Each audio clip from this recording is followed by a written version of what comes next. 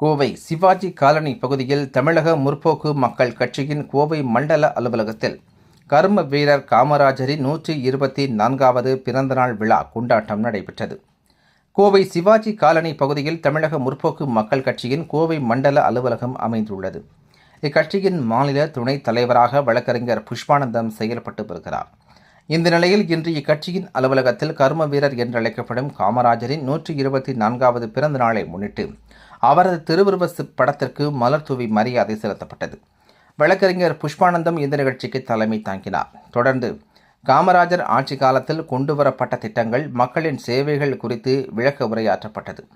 அப்போது பேசிய வழக்கறிஞர் புஷ்பானந்தம், பெருந்தலைவர் காமராஜர் ஆட்சி காலத்தில் ஏழை குழந்தைகள் பசியின்றி படிக்க வேண்டும் என்பதற்காக 1956ஆம் ஆண்டு முதல் பல முன்னோடி திட்டங்களை அறிமுகப்படுத்தினார் எனவும், அதில் குழந்தைகள் பள்ளிக்கு செல்வதை ஊக்குவிக்க இலவச சீருடைகள் வழங்கப்பட்டது.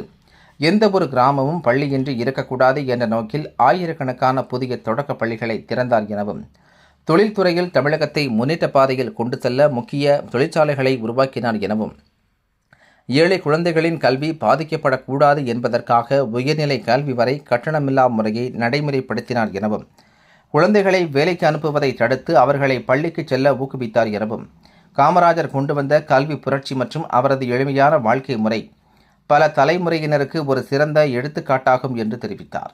இந்த நிகழ்ச்சியில் விசுவாச ஜெப வீட்டின் போதகர் காலேப், வழக்கறிஞர் குமாஸ்தாக்கள் தேவ், செல்வராஜ், திவ்யா, லட்சுமி, ரம்யா, ஆனைக்கட்டி ஜோதிமணி, கிருஷ்ணமூர்த்தி, ஜபா, நரசிம்மநாயக்கன்பாளையம் லிவிங்ஸ்டன், ஆனைமலை கன்ஸ்ட்ரக்ஷன் பாபு, மனு, பெதஸ்தா மருத்துவமனை மேலாளர் ஆலிவர் பரிமேன், செயின்ட் பீட்டர் பள்ளியின் தாளாளர் தாய் ரோமலா வான்மதி, பெதஸ்தா மருத்துவமனையின் தலைமை மருத்துவர் ஐசக் கிறிஸ்டியன் மோசஸ், ஆசிரியர் லினி, அதிமுக முன்னாள் கவுன்சிலர்கள் ராஜகோபால், விஜயகுமார் மற்றும் வைத்தியர் பாலகிருஷ்ணன், கணுவாய் ராதாகிருஷ்ணன், பால்ராஜ், ரமேஷ் பாபு, மகேஸ்வரன் உள்ளிட்ட பலர் கலந்து கொண்டனர் என்பது குறிப்பிடத்தக்கது.